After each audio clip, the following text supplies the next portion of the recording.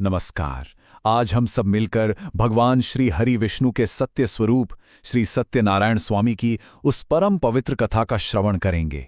एक ऐसी कथा जो युगों युगों से भक्तों के दुखों का, उनके संतापों का नाश करती आई है। तो चलिए इस दिव्य कथा सागर में हम सब एक साथ डुबकी लगाते हैं। तो कथा का आरंभ कुछ यूं होता है कि एक समय की बात है। देवर्षि नारद, जो योगीराज भी हैं, अपने स्वभाव अनुसार तीनों लोकों में भ्रमण कर रहे थे।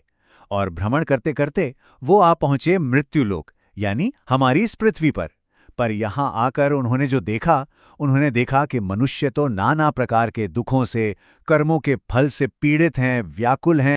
तो यहीं से आरंभ होता है कथा का प्रथम अध्याय, एक ऐसे दिव्य समाधान की खोज जो इस पूरी मानवता के दुखों का निवारण कर सके। और ये करुणा से भरा हृदय लेकर नारद मुनि सीधे पहुंचे भगवान श्रीहरि विष्णु के धाम। और वहां उन्होंने क्या देखा? भगवान विष्णु का वो चतुर्भुजी स्वरूप, जिनके हाथों में शंख, चक्र, गदा और पद्म सुशोभित हो रहे थे। कंठ में वनमाला और तुलसी की माला की छटा ही निराली थी। नारद मुनि का हृदय जानता था, वो मानते थे कि केवल श्रीहरि ही हैं जो इस मानव जाति को उनके दुखों से, उनके कष्टों से मुक्त कर सकते हैं।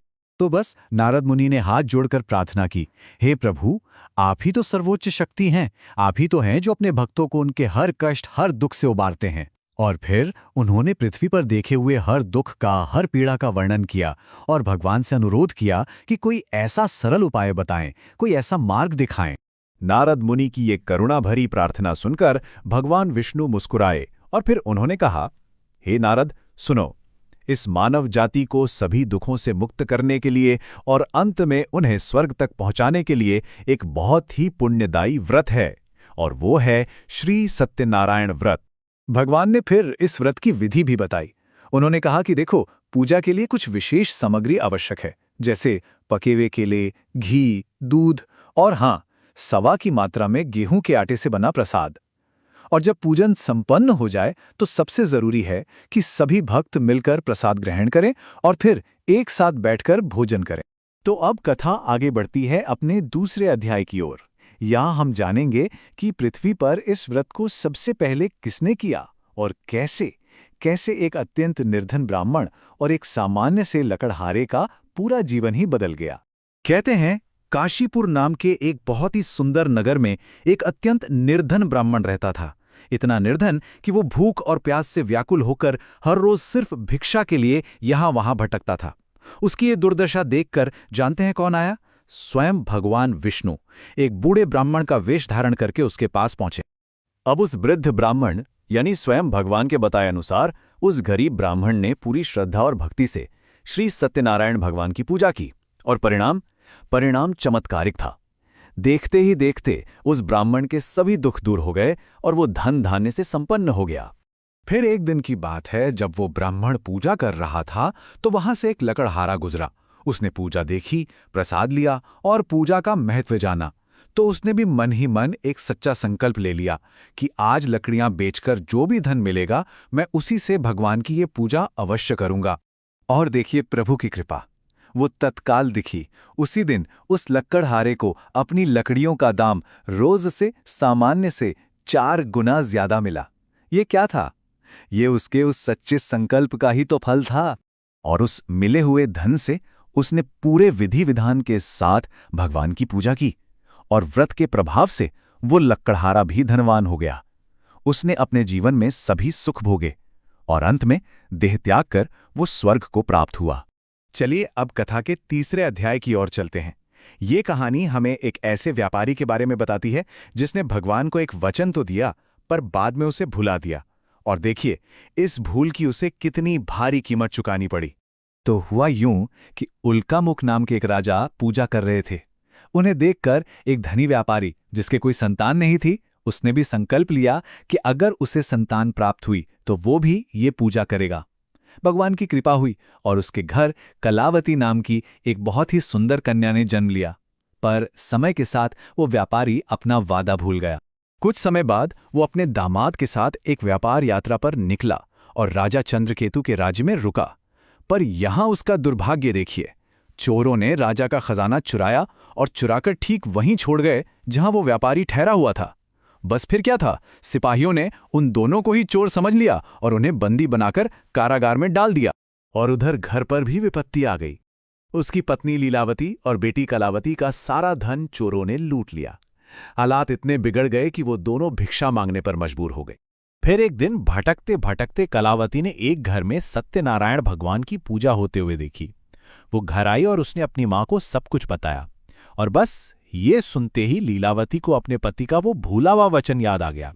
उसने तुरंत व्रत और पूजा का संकल्प लिया, भगवान से अपनी भूल के लिए क्षमा मांगी और अपने पति और दामाद की सुरक्षित वापसी के लिए प्रार्थना करने लगी। और अब आता है कथा का चौथा अध्याय।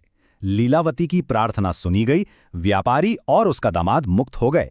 लेकिन घर लौटते समय नदी पर उन्हें एक और परीक्षा का सामना करना था। ये परीक्षा थी उनकी आस्था की और उनकी ईमानदारी की। घर लौटते हुए स्वयं भगवान सत्यनारायण ने एक बूढ़े सन्यासी का वेश धारण किया और उनकी परीक्षा लेने के लिए पहुंच गए। उन्होंने व्यापारी से पूछा, सेठ, तुम्हारी नाव में क्या भरा है? लेकिन धन के अभिमान में चूर उस व्यापारी ने झूठ बोल दिया। उसने क्या कहा? उसने कहा, मेरी नाव में तो बस घास फूस और पत्ते भरे हैं।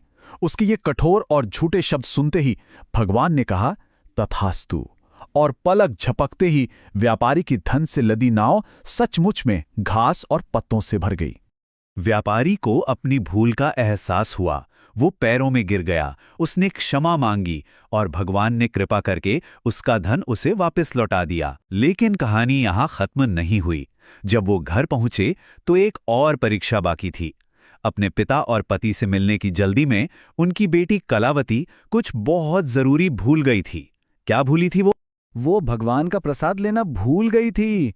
इस अनादर पर भगवान रुष्ट हो गए और जैसे ही कलावती ने अपने पति को देखा, उसका पति अपनी नाव के साथ पानी में अदृश्य हो गया, गायब हो गया। जब रोती बिलखती कलावती वापस गई और प्रसाद लेकर आई, तभी उसे अपना पति वापस मिला। और अब हम कथा के 5वें और अंतिम अध्याय पर पहुंचते हैं। ये कहानी है राजा तुंगध्वज की, जिसका अहंकार, जिसका घमंड एक बहुत बड़ी त्रासदी का, एक बहुत बड़े विनाश का कारण बना। एक दिन राजा शिकार से लौट रहा था तो उसने कुछ ग्वालों को, कुछ ग्रामीणों को पूजा करते हुए देखा। लेकिन अपने राजा होने के अहंकार में वो न तो पूजा में शामिल हुआ और न ही उसने भगवान का प्रसाद स्वीकार किया। उसने मुंह फेर लिया। भगवान के प्रसाद का अनादर करने का ये परिणाम बहुत भयावह था। जब राजा अपने महल लौटा तो उसने क्या देखा कि उसका पूरा राज्य नष्ट हो चुका था और उसके सभी के सभी 100 पुत्र मृत पड़े थे। ये देखते ही राजा को अपनी भूल का एहसास हो गया। वो समझ गया कि उसने क्या अनर्थ कर दिया है।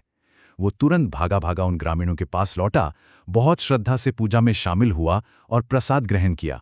और भगवान के प्रसन्न होते ही उसे अपना राज्य भी और अपने पुत्र भी सब वापस मिल गए।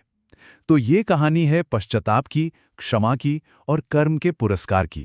और अंत में कथा का महात्म्य ये बताता है कि इस व्रत को करने वाले भक्तों को केवल इसी जन्म में नहीं बल्कि अगले जन्मों में भी उत्तम फल मिला। वो निर्धन ब्राह्मण अगले जन्म में भगवान कृष्ण के परम मित्र सुदामा बने। राजा उल्कामुख अयोध्या के राजा दशरथ हुए। वो व्यापारी राजा मोरध्वज बना और राजा तुंगध्वज केवट बना। और इन सभी ने प्रभु की सेवा करके अंत में मोक्ष को प्राप्त किया।